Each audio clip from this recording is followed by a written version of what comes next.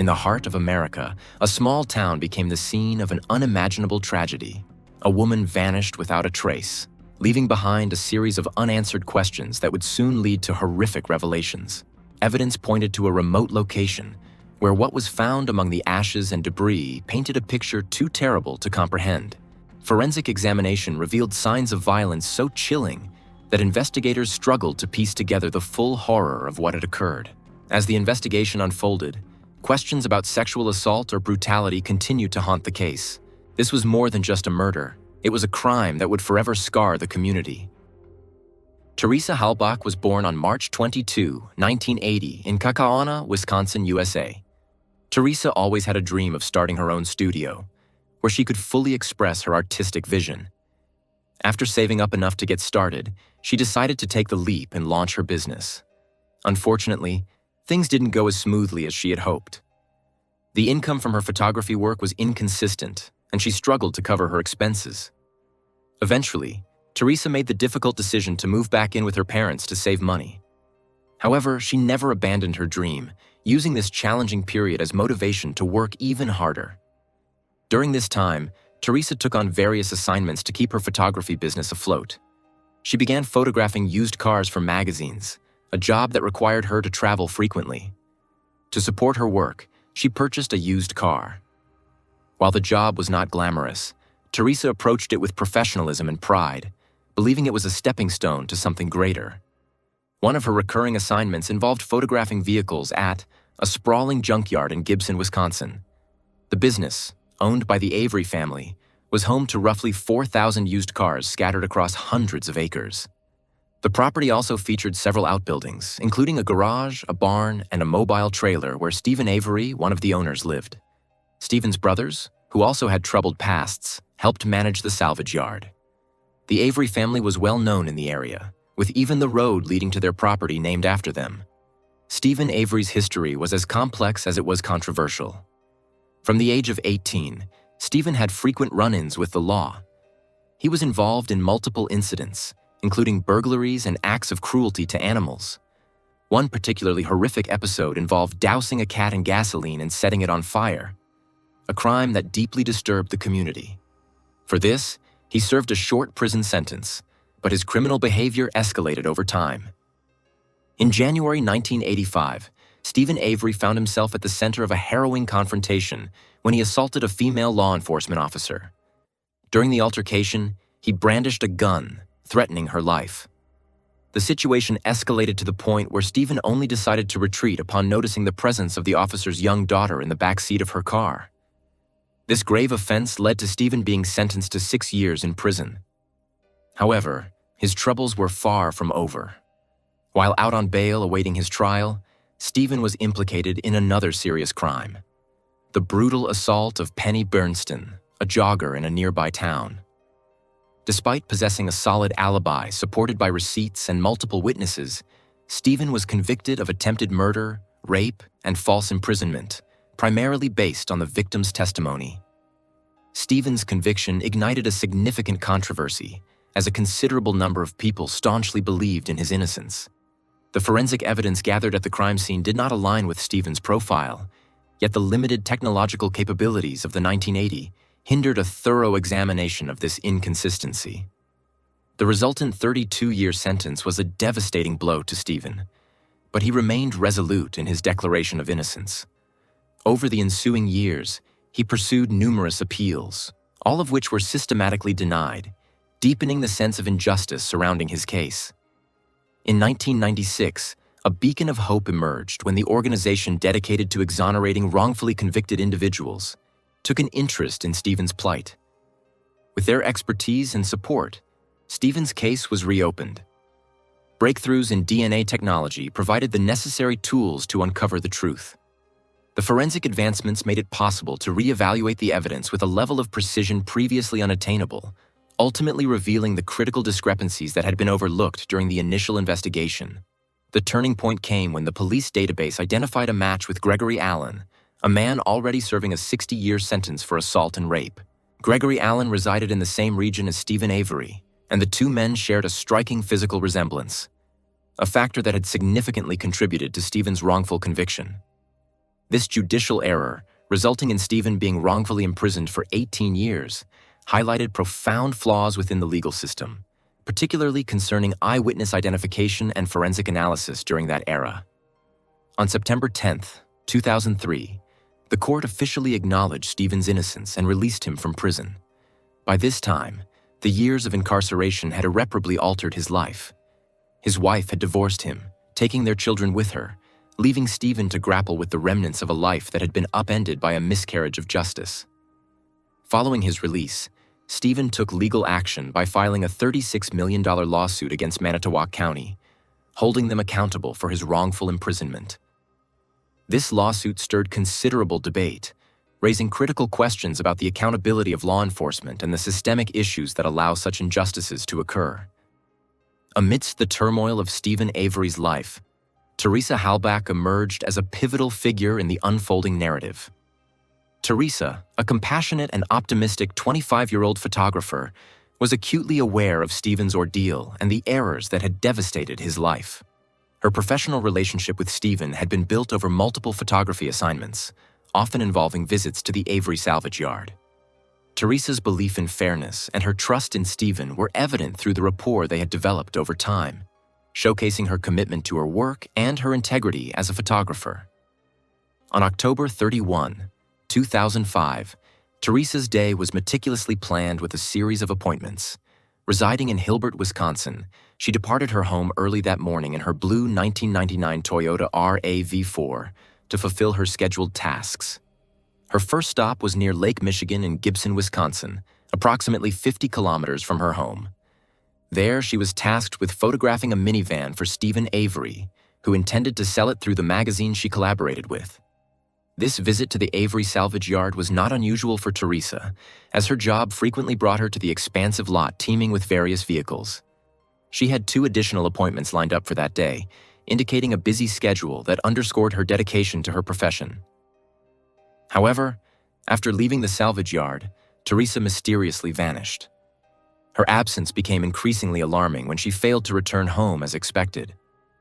On November 3, 2005, 3 days after Teresa's disappearance, her mother, Karen Halbach, grew deeply concerned and contacted the sheriff's department to report her missing. Karen described Teresa's unusual silence, noting that it was uncharacteristic for her to be out of touch for such an extended period. As a young entrepreneur striving to expand her business, Teresa was known for her diligence and commitment to maintaining regular communication with her clients. Her sudden and unexplained absence was both out of character and profoundly worrying. Karen also reached out to Stephen Avery to ask about her daughter's whereabouts. Stephen claimed he had no knowledge of where Teresa might be. With no immediate answers, Karen turned to the police for help. News of Teresa's disappearance quickly spread, with television broadcasts and flyers distributed throughout the community. Her family worked tirelessly to disseminate information about Teresa and her car, a key piece of evidence that could potentially lead to her location.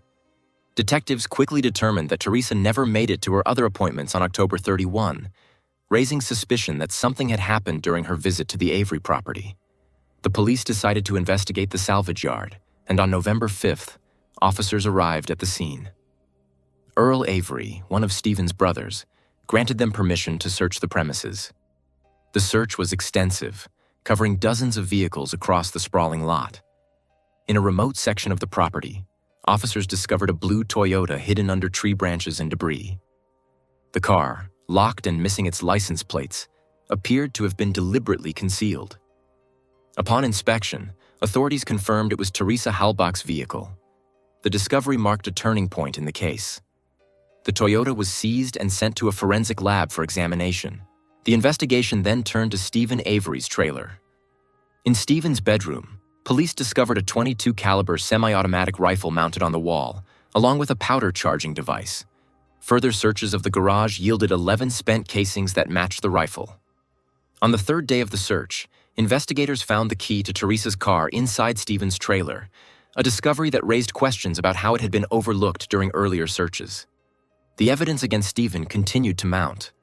The findings implicated Stephen Avery in Teresa's disappearance, launching a complex and controversial investigation that would captivate the nation. The circumstances surrounding the evidence in Teresa Halbach's murder case stirred widespread skepticism and controversy. Critics found it suspicious that Teresa's car key was discovered only after multiple searches of Stephen Avery's home, and questioned why critical evidence surfaced seemingly in tandem with heavy police involvement. These concerns fueled allegations of potential misconduct and suggested the possibility of evidence tampering. The case quickly escalated from a tragic investigation into a divisive public debate, drawing attention to broader issues of justice, corruption, and the reliability of the legal system. For Teresa Halbach's family, the investigation brought an agonizing mix of emotions. The discovery of her vehicle and personal items offered hope of resolution, but also deepened the dread of uncovering the horrific truth. As law enforcement zeroed in on Avery's salvage yard, the Halbachs and the community anxiously awaited answers about what had transpired on Halloween Day, an ordinary event that had turned into a nightmare. On November 8, 2005, a breakthrough occurred when Teresa's license plates were found in a scrap metal pile at the Avery salvage yard. The plates were severely crumpled, as if someone had deliberately damaged them to avoid identification. Investigators speculated that the perpetrator intended to dispose of the plates permanently, but failed to do so before they were found. This discovery alone raised further suspicions, but it was not the most shocking find that day. Nearby, a metal garbage barrel revealed burned clothing resembling the outfit Teresa was last seen wearing. Intermingled with the charred remains were fragments of a camera, a mobile phone, and other personal belongings, as well as a partially melted shovel. The barrel's contents indicated a calculated attempt to destroy evidence. Elsewhere on the property, forensic teams made a grim discovery: bone and tooth fragments in the remnants of a large bonfire. Experts confirmed the remains belonged to a woman between 25 and 30 years old, consistent with Teresa's age. Forensic analysis suggested her body had been mutilated and incinerated, possibly to obliterate any trace of her. The investigation further implicated Stephen Avery when forensic experts found traces of his DNA in Teresa's Toyota. Hair strands, sweat, skin particles, and blood matched to Stephen were identified throughout the vehicle. Teresa's blood was also found, particularly in the trunk, suggesting she had been transported after sustaining fatal injuries. This mounting evidence prompted authorities to reclassify Teresa's disappearance as a homicide and led to Stephen Avery's formal interrogation. During questioning, Avery denied involvement in Teresa's death. He admitted she had visited his salvage yard on October 31, 2005, around 2 p.m., for a pre-scheduled appointment to photograph a vehicle he intended to sell. Avery claimed Teresa left shortly after completing her work, taking $40 in cash and leaving a sample magazine. He stated he had no knowledge of her whereabouts after that, insisting he had never entered her car or harmed her in any way. Despite his assertions, the physical evidence overwhelmingly pointed to the salvage yard as the scene of a violent crime. On November 9th, Stephen Avery was arrested, initially on charges of illegal possession of firearms. As the investigation continued, authorities prepared to add more serious charges. The case captured national media attention, fueled by Avery's pending $36 million lawsuit against Manitowoc County for a previous wrongful conviction. Journalists swarmed the salvage yard, eager to uncover every detail of the sensational case. Stephen Avery seized the opportunity to address the public, vehemently proclaiming his innocence. He alleged that the police had framed him to discredit his lawsuit and ensure his conviction. Avery argued that the discovery of key evidence, including the crumpled license plates and the DNA in Teresa's car, was too convenient, accusing law enforcement of planting incriminating items to fabricate a case against him. His claims resonated with some who questioned the integrity of the investigation, particularly given the controversial history between Avery and the Manitowoc County Sheriff's Department. In interviews, Stephen did not dispute that a terrible crime might have occurred on his property, but argued that the salvage yard was not secure. He explained that anyone with knowledge of the lot could have accessed it, committed a crime, and used the vast space to dispose of evidence without his involvement. His brothers echoed these sentiments, pointing out that the sprawling salvage yard was far too open to monitor consistently. Nonetheless, on November 15, 2005, Stephen was formally charged with first-degree intentional homicide. At his preliminary hearing, the court set his bail at $500,000. Stephen's defense team, supported by activists and members of the public, argued that the charges were part of a calculated effort to discredit him and sabotage his lawsuit. They pointed to the logistical improbability of the prosecution's claims, emphasizing that acquiring Stephen's DNA without his knowledge would have been virtually impossible. The prosecution countered by detailing the extensive forensic evidence tying Stephen to the crime, painting a picture of deliberate and premeditated violence. The case sparked a surge of public outcry. The Innocence Project, which had previously championed Stephen's exoneration, was inundated with calls and messages from supporters who believed he was once again a victim of systemic injustice. For Stephen Avery, the mounting evidence and public scrutiny painted him as either a calculating killer or a wrongfully accused man caught in an unrelenting system. For Teresa Halbach's family, the search for justice was overshadowed by the sensationalism of the case, leaving them to grieve in the face of an ever-growing media circus. Many viewed Stephen as a symbol of corruption in law enforcement and rallied for his release. Meanwhile, detectives pressed forward, determined to uncover the full story behind Teresa's death. Despite the abundance of evidence, investigators struggled to piece together the exact sequence of events. Questions about how and why the crime occurred lingered. To fill in the gaps, detectives turned to Stephen's family, friends, and acquaintances. One of the key witnesses was Stephen's 17-year-old nephew, Brendan Dassey, whose involvement in the case would add another layer of complexity and controversy. Brendan was a quiet and reserved teenager who lived nearby with his mother. When detectives approached him, they claimed to be seeking clarity about events at the salvage yard on the day of Teresa's disappearance. Initially, Brendan denied knowing anything about the crime. However, after hours of questioning without legal counsel or parental presence, Brendan's statements constantly began to shift. Detectives claimed Brendan had provided unimportant details linking him and Stephen to Teresa's murder, which were inconsistent and raised concerns of deception. On February 27, 2006, the Brendan was called in for reinterrogation, as investigators believed that the young man was withholding too much. This time, the high school student admitted that, together with his uncle, he participated in the sexually abused, torture, and murder of Teresa. According to the teenager's confession, on October 31, he returned from school around 3:45 p.m. Brendan lived near his uncle's trailer and found a letter for him when he checked the mailbox.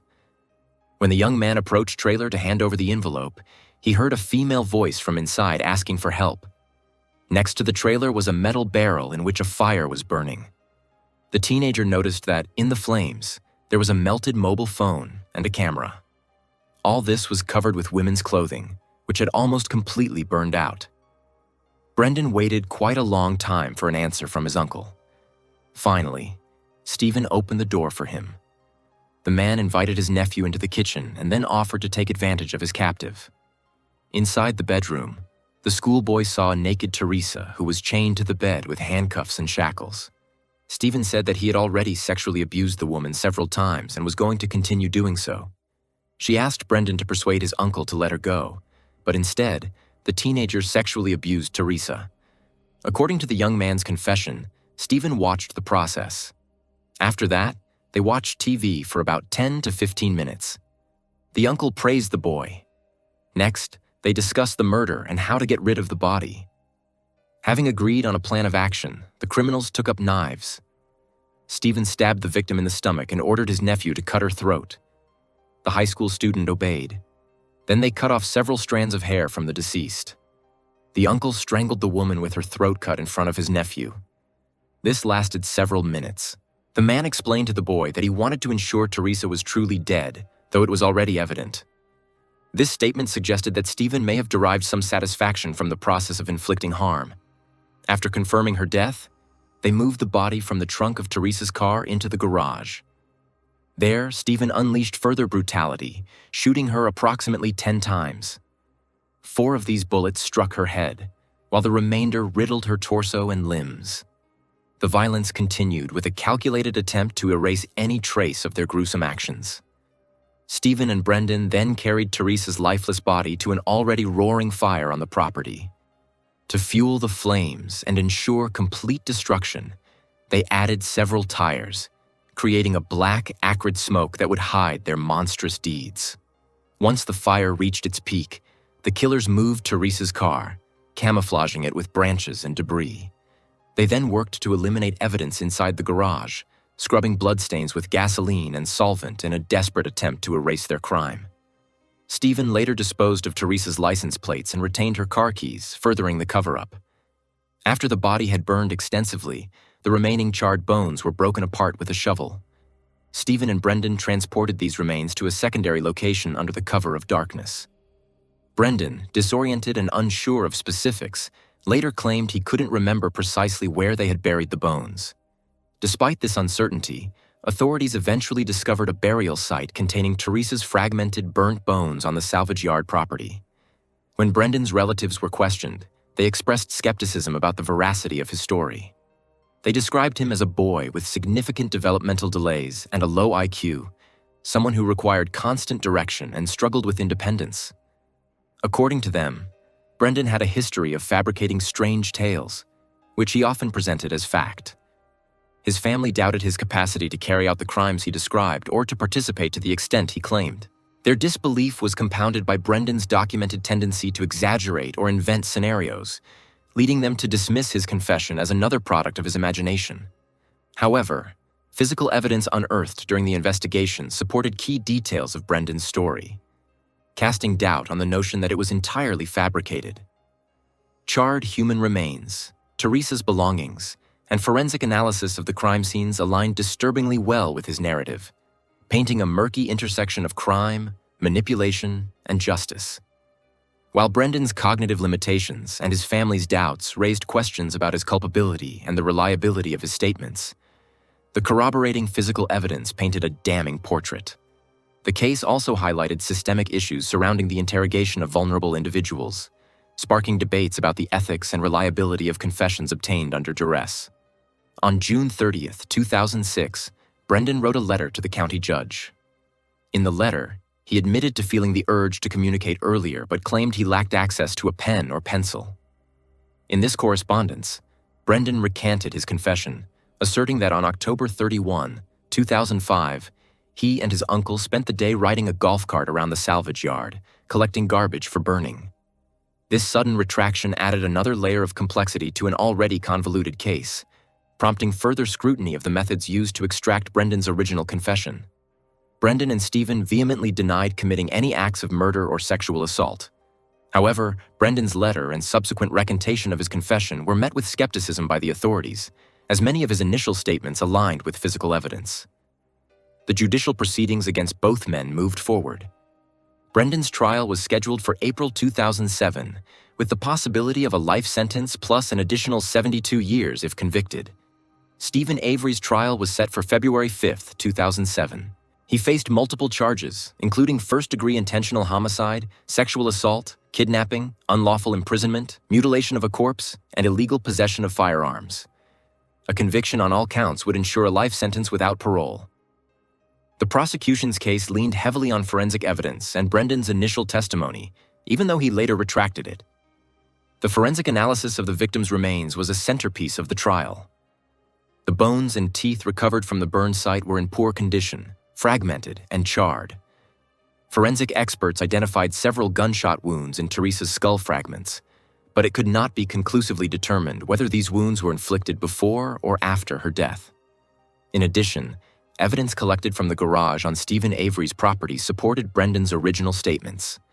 A bullet bearing Teresa's DNA, traces of her blood, burned remnants of her phone and camera, and her car keys were all discovered during the investigation. However, the defense countered by presenting an alternative narrative. They argued that Stephen Avery was framed by law enforcement officials seeking to avoid a $36 million payout stemming from Stephen's wrongful conviction in a prior rape case.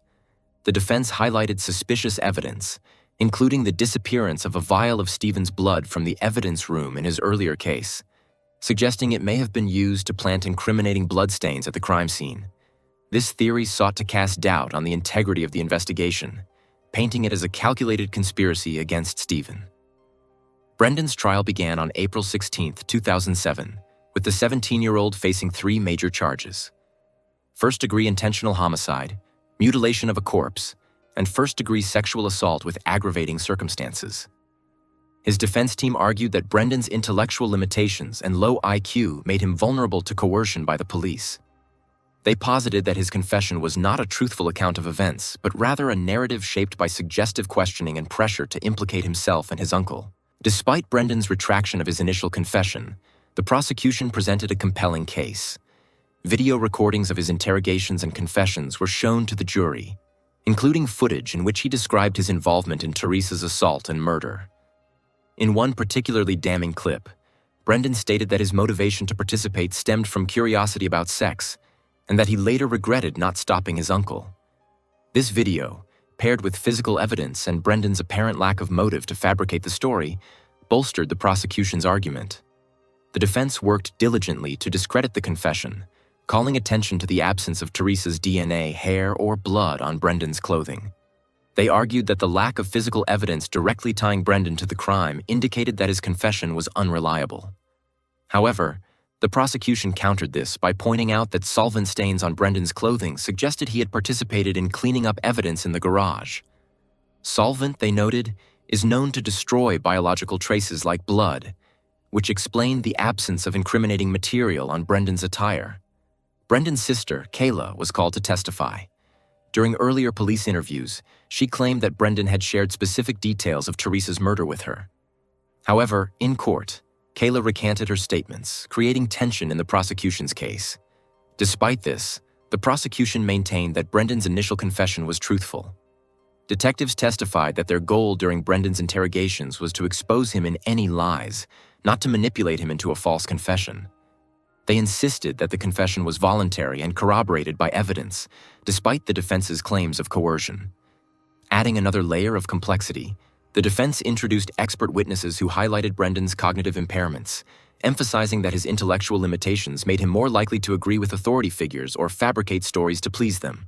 They argued that Brendan's desire to appease the detectives may have led him to confess to events that he did not fully understand or participate in.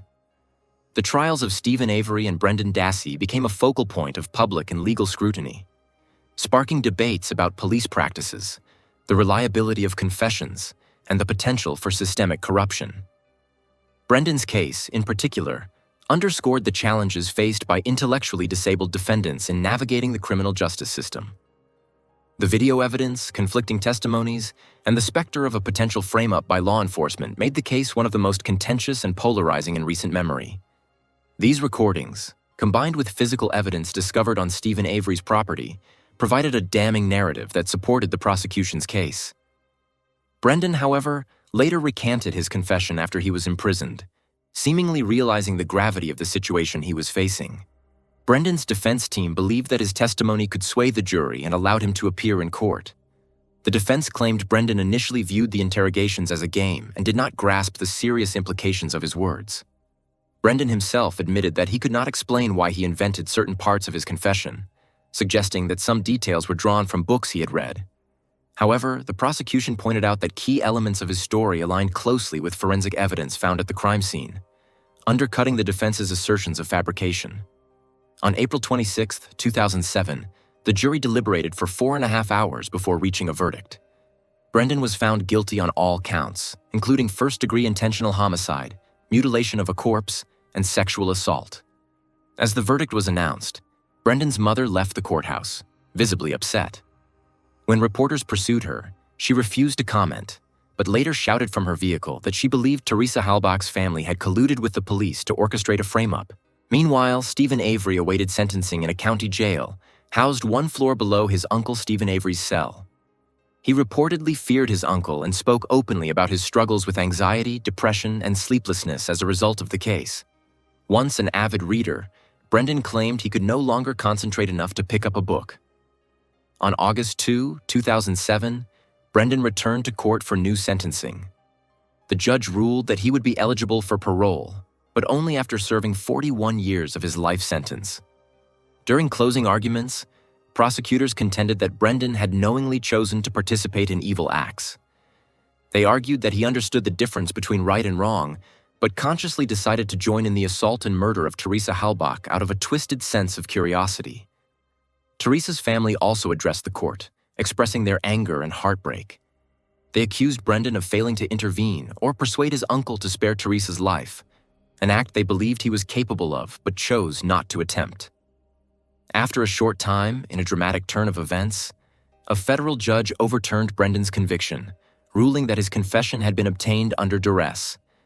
The judge cited concerns about the techniques used by investigators during Brendan's interrogations, given his intellectual limitations, However, in June 2017, the prosecutor's office appealed this decision, and 8 months later, a panel of 7 appellate judges narrowly voted 4-3 to reinstate Brendan's original conviction.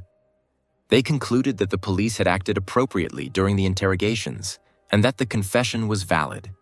Stephen Avery and Brendan Dassey have continued to file appeals, steadfastly maintaining their innocence. The toll of imprisonment on Brendan has been severe. He has openly discussed his fears of being targeted by other inmates and his struggles with depression. In a poignant admission, he described crying himself to sleep every night, overwhelmed by despair and the weight of his situation. Stephen Avery, meanwhile, settled his $36 million lawsuit against Manitowoc County for his prior wrongful conviction, receiving a payout of $400,000. However, Stephen's character has remained a subject of controversy. His former fiancée, Jody Stokowski, came forward to describe him as a violent and controlling man who had threatened her life. She alleged that Stephen's wrongful imprisonment for a previous crime fueled his anger towards women and a desire for revenge. Letters written by Stephen from prison reportedly contained additional threats against her and her family. Discussion of the case materials Stephen Avery took about 20 hours. On March 18, 2007, the jury found Stephen guilty of intentional murder and illegal possession of a firearm. All the lawyer's arguments were found unconvincing. The defendant was sentenced to life imprisonment without the right to parole. The case of Stephen Avery and Brendan Dassey continues to polarize public opinion. While many believe the overwhelming evidence points to their guilt, others remain convinced that they were victims of a corrupt system intent on framing them. The conflicting narratives, the questionable methods used during Brendan's interrogations, and the broader context of Stephen's prior wrongful conviction have fueled ongoing debates about justice and accountability.